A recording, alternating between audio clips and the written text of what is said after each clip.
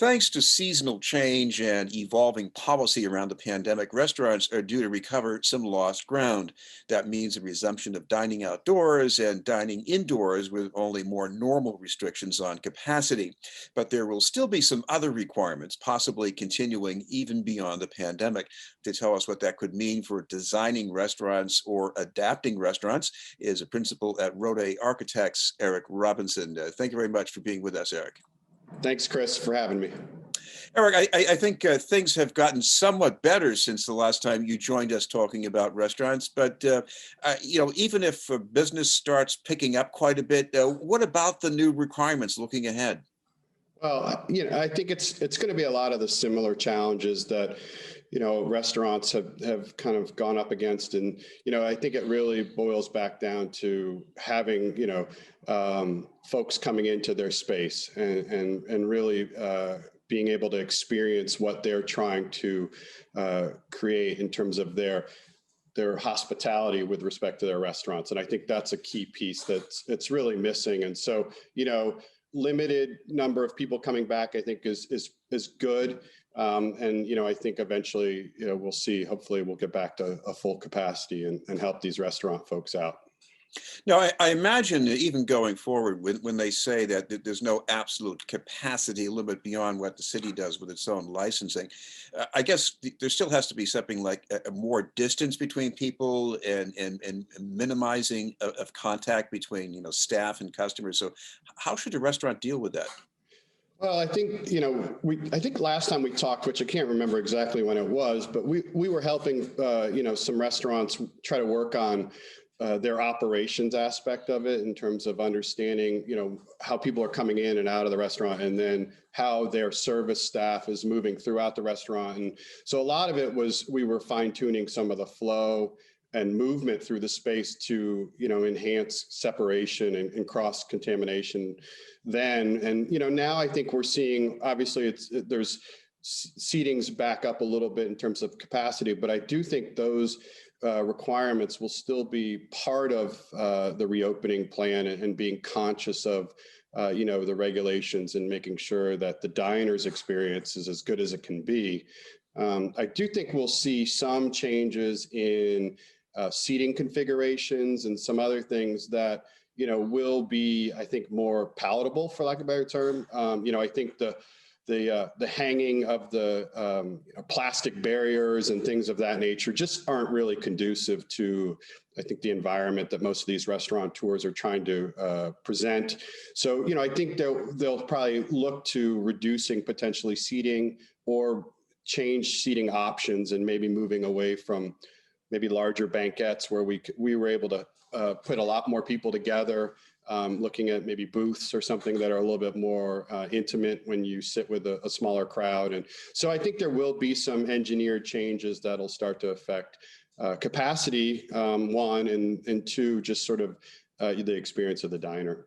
I want to have you talk a little more about customer experience, because these days, if you do walk into a restaurant, things are unavoidably less cramped. But at the same time, you might be thinking about restrictions. You're afraid of getting infected. So what does that mean when you're drawing up a design for a restaurant to make the customers feel more comfortable?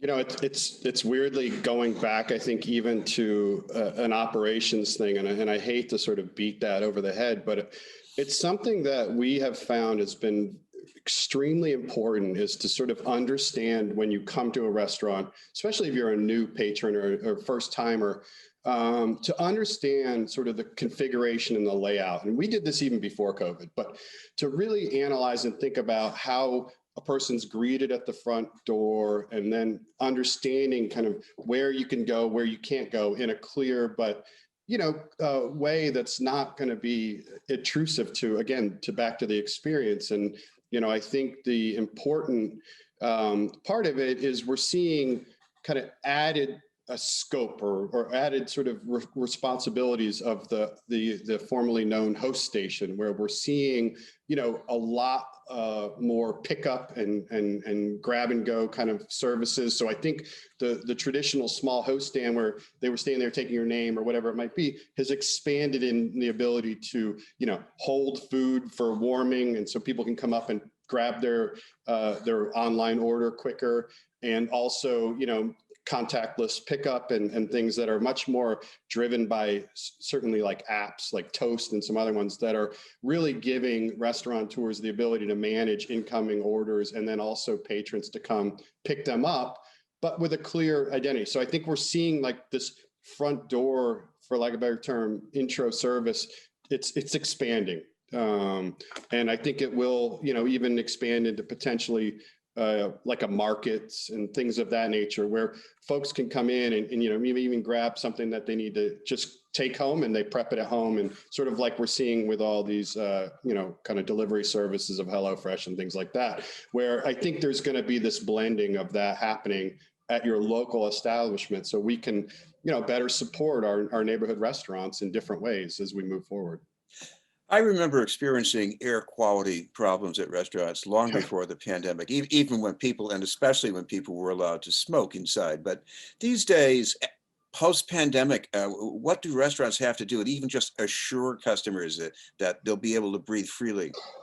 Yeah, good question. And I think probably one of the more challenging aspects to kind of get incorporated within projects or in terms of internal existing spaces, because really, when it comes to systems and I think in combating COVID, it's really about fresh air exchanges and quality of cleaning out the air on a very regular basis. And, we've all been in the restaurants that did not have that, or you smell the kitchen so much in the front space, and that's a little bit about negative pressure and things associated with the exhaust systems in the kitchens. But I think it's shedding a little bit of light on how we have to think about the front of house air quality as well. And I think we will see mechanical upgrades. We're seeing some of that now. People are even doing a little bit of an interim where they're getting better air exchanges.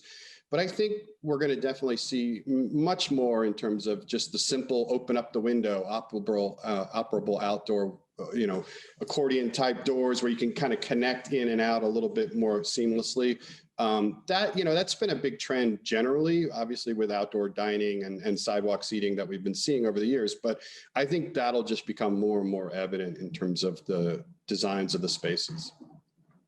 And of course, patio spaces, if they're an option for you. Yeah, I mean, we're actually working on a handful of projects where people are trying to add any outdoor dining possible. So we're even looking at a lot of rooftop dining additions that create a whole host of other issues, from things of like accessibility and access and all the other things that go with that. But the need to provide additional dining area that people feel comfortable, as you mentioned earlier, is really, I think, driving a lot of the sort of decisions here for restaurateurs to spend some money on areas where they might not have done it before, but they're seeing it as a sort of an option for them now. Now, I know you've mapped out some adaptations that work well in places where people have options, and especially because they have enough room to do that. But, we have a lot of small venues in Boston where options are more limited, budgets are more limited. Do you see how what you're doing can sort of filter down to them in some way? It's going to be challenging. I'll be honest. I mean, I think that, you're exactly right. I mean, the number of smaller, I would say, infill restaurant spaces it's going to be tough. And I think that the ones that can actually, make it happen will be able to sort of push their brand, for lack of a better term, forward a little bit, that people will acknowledge and understand that they are, helping the situation the best they can. But, I think there is an interesting resiliency, I think, to supporting local restaurants and restaurateurs. I mean, I think you talk to anybody and they all have a favorite local bar or pub or restaurant that they want to make sure they're supporting to the best of their ability. So I think, you'll see some of maybe those edges a little bit less strenuous, but I think people will then cluster a little bit more closely to familiar spaces or familiar restaurants versus venturing out maybe and going to somewhere new if they don't know how they're handling, the situation in terms of their air, indoor air quality or however they might be doing it. So it's going to be evolving, no doubt, but I think the small spaces are definitely going to be challenging. I want to ask you about Dorchester Brewing Company, because you were involved with them. And I think at the outset, a lot of this might have seemed to us from Dorchester. I'm a Dorchester native. I say, this is for Yeah. New York hipsters, and why are they doing this? And now when I look at these, the rooftop space, and it's, oh my gosh, they must have been thinking ahead to the pandemic. Totally. Yeah, they were certainly ahead of the curve. And I think, the ownership and, they had a very interesting space that they wanted to take advantage of.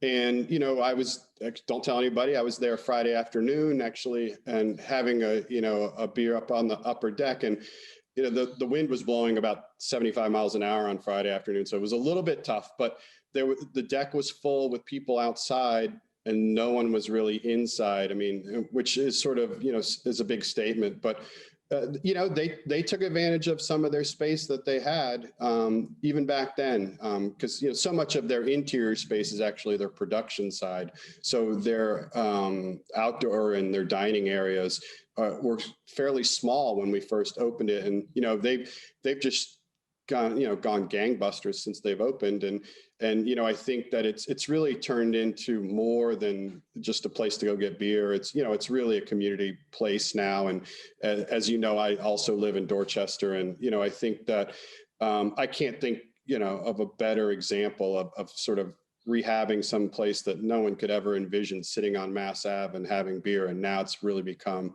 a cultural kind of collecting point for people all over the city, not just Dorchester. I mean, there's people coming from everywhere, and it's really amazing. And I think it's that combination of being outside and also, funky place a little bit as sort of helps with it too. So I was very intrigued by a visit there myself, I confess. So thank you very much for taking the time to join us.